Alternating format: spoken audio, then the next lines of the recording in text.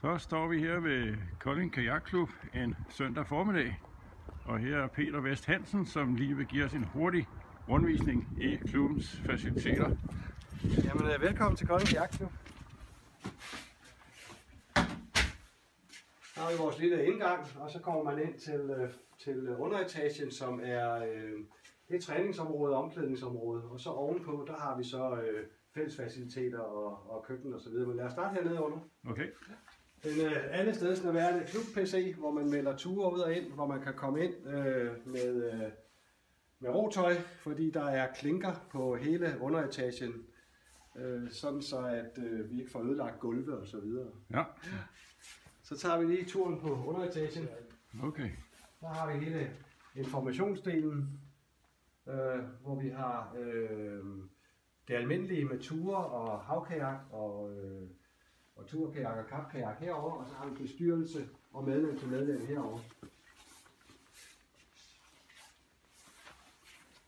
Wow.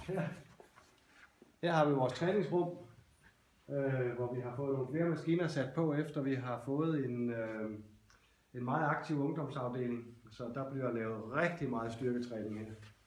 Så kan vi lige tage omklædningsfaciliteterne. Aflåselige skabe, ja, som ikke må være låste, når man tager hjem igen, fordi så hvis der er indbrud, så får vi bare ødelagt dem. Så det må kun være låst, mens man er på tur. Ja. Dameomklædning. Hold da kæft. Svarende til herrenes. Wow. Dejligt store bruserum.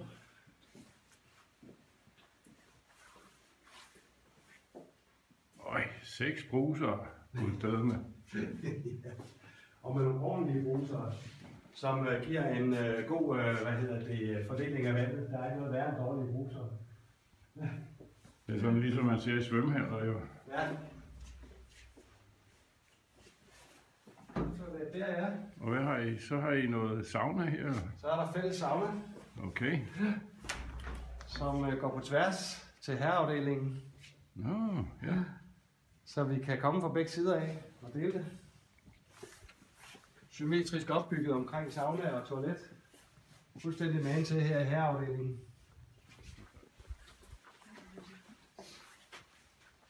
Så er der tørrerum. Opbevaring af rotøj. Okay. En bøjle per mand. Kan du tænde lys derinde? Eller? Ja, det skal jeg godt. Jeg går bare herind. Nå. Det tænder det virker. Tænder det. Alt lys i klubhuset er automatisk styret. Ja, okay. Sådan så, at der ikke er nogen, der glemmer at slukke lyset. Smart. Så vi har også fået en miljøpris, fordi vi sparer på både strøm, og vi har vandvarmere på taget, og vi skyller kajakkerne i åvandet. Okay. Ja. Men så det er simpelthen privat tøj, der hænger her? det er privat tøj, ja. Ja. Vi har nogle fælles redningsveste og roudstyr, der hænger ude i hallerne, som bliver brugt af kursister. Ja. Okay.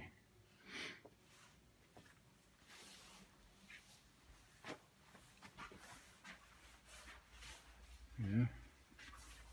Så går vi en tur ovenpå. Du må næsten lige have vores halve kajak med der. Ja, det er, jeg skal tage den op fra os. Ja.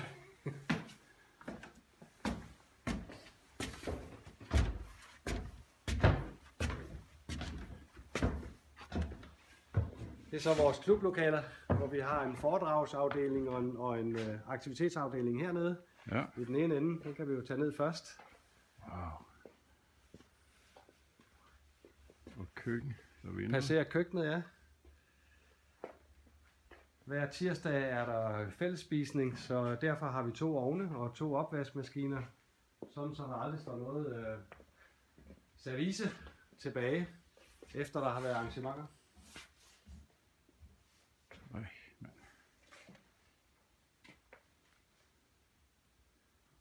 Og så er der foredrag og undervisningsafdelingen. Og leg. Og leg. Ja.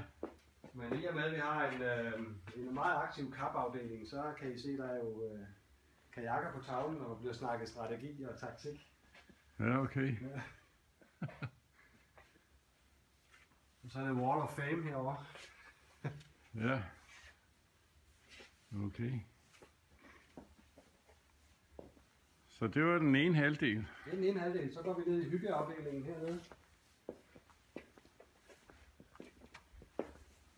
Hold da op.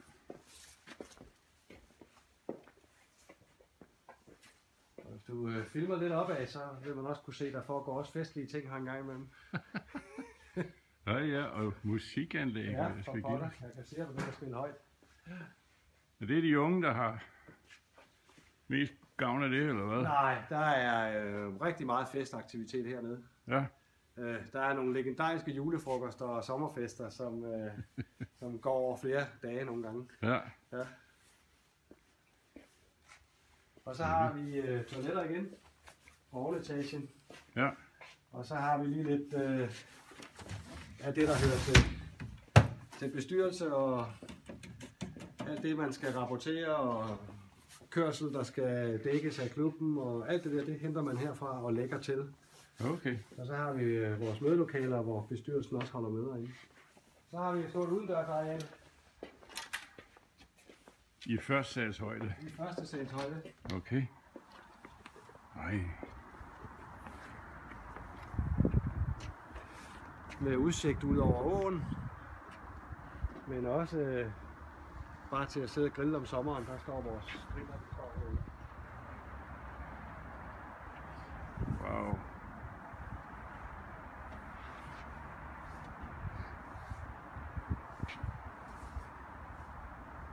Fantastisk.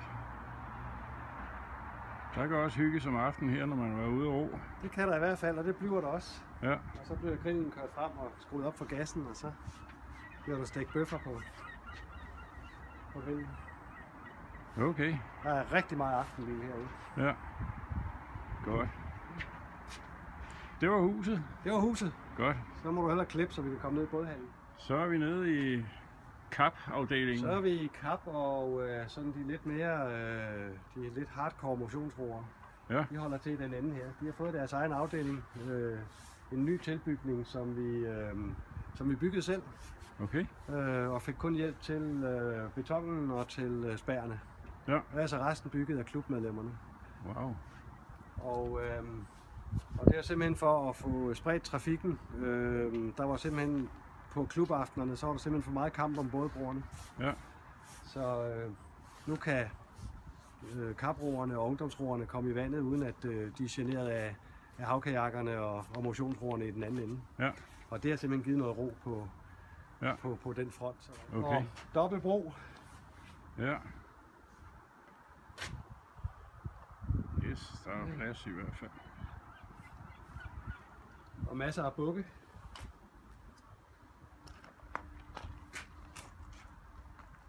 Og så bare sådan en stor garageagtig bygning. En stor carport, hvor vi har vores 3 bådtrailer og vores gummibåd og vores ene kano. Det er dog trods alt en kano- og kajakklub. Det er en kano- og kajakklub. Der er en kano. Ja.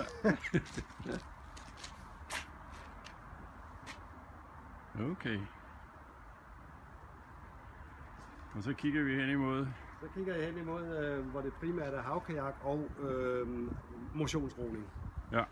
Okay. I den lidt langsommere ende. Ja. Og det er så et klubhus, vi lige har været inde i, der står imellem det. Ja. Okay. Godt. Og alt er elektronisk Ja. med personlig chip. Ja. Så der er en lock på alle. Værsgo. Tak. Depotrum først, Ja. hvor ungdom har mange af deres ting. Og så en bådhal. Og så en bådhal. Men det er her, der går flest unge mennesker igennem. Altså Det er de fleste unge mennesker, de holder til her, og så de aktive Kap-seniorer. Ja, okay. De holder også til her. Er det det her, der har gjort, at I har fået tiltrukket ungdom så? Eller? Nej, det er ikke det, der har gjort, at vi har fået tiltrukket ungdom. Det, der har tiltrukket ungdom, det er en ildsjæl, Ja. der simpelthen har skabt de rammer og træningsvilkår, der skal til for, at de unge de synes, det er sjovt at være her. Og det er altså en blanding af udfordringer og træning, som ikke kun er at sejle kajak, Det er løb, og det er styrketræning, og det er mountainbike, og det er fællesoplevelser, og der er skabt et fuldstændigt miljø omkring ungdomsafdelingen med forældre og grupper, der varetager forskellige opgaver i forbindelse med ungdom. Ja. Sådan så det er fuldstændig veldefineret, at når man skal til et stævne eller noget, så er der aldrig problemer med, hvem der gør hvad og hvorfor. Ja. Fuldstændig lagt i skinner. Okay. Og det styrer KAP og afdelingen selv og ungdom selv. Ja. Det er ikke noget, som resten af klubben er involveret i. Så det er dem, som er aktive, som selv kører det. Og når ungdom kommer ind, så kan man som ung også blive træner og instruktør? Ja, så får man tilbudt uddannelse og træning. Okay. Og i starten får man stillet grej til rådighed, og det er jo både kajak og tøj, hvis man roer på konkurrenceniveau. Ja. Og så videre, og så senere så investerer de i deres egen kajak, og alle har en gratis bådplads. Ja, okay. Som er en del af kontingentet. Ja. Ligesom man kan bruge resten af klubben, så har man også sin gratis bådplads. Ja. Vil man have en ekstra bådplads, så kan man betale 100 kroner om året, og så kan man have en ekstra kajak liggende. Ja, det er jo til at have med at gøre. Ja. Okay.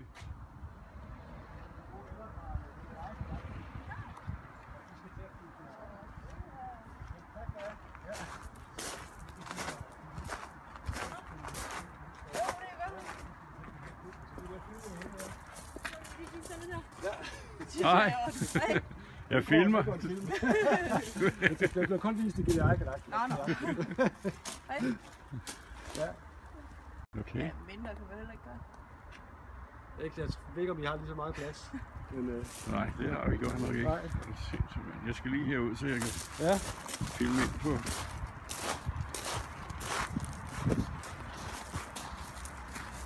En, 2, 3, 4, 5, 6, 7 porte.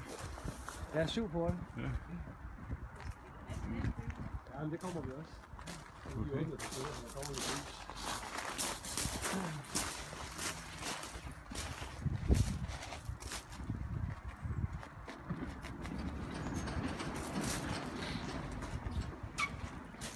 Ja. 7 porte og mange reoler. Ja, de ligger jo højt, de kajakker. 2, 3, 4, 5, 6, 7, 8 etager. Ja. Og de øverste skal tages med kran. Okay. Og der sidder et elektrisk spil. Ja, det var lige en detalje, jeg ikke havde set. Ja, og her bor jeg med Romani og Våg. Hej Annie. Hej. Og Explorer. Og Exploreren, den er der greb på, kan du se, så jeg kan hejse den ned med kranen. Jamen det er jo helt vildt. Har du 3 kajakker liggende her? Ja. Nå, hvad giver du for det? Jeg giver en hund for den sidste. Nå. Fordi Ulla har en gratis, og jeg har en gratis med i kontingentet.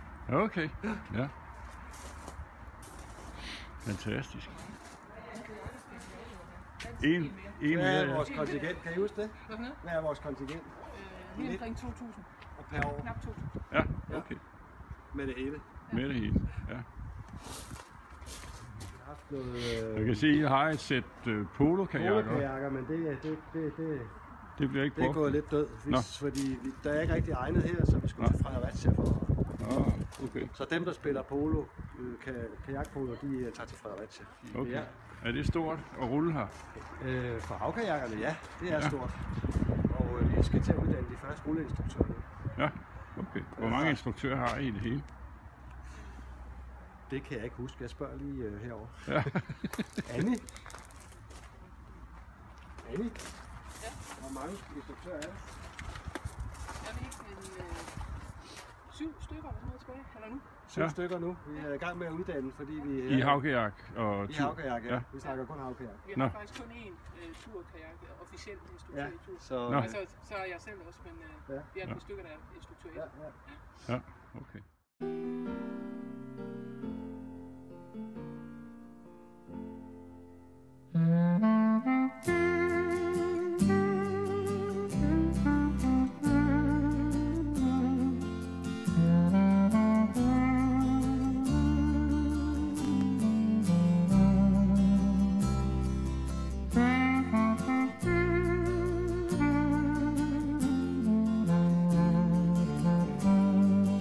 Oh.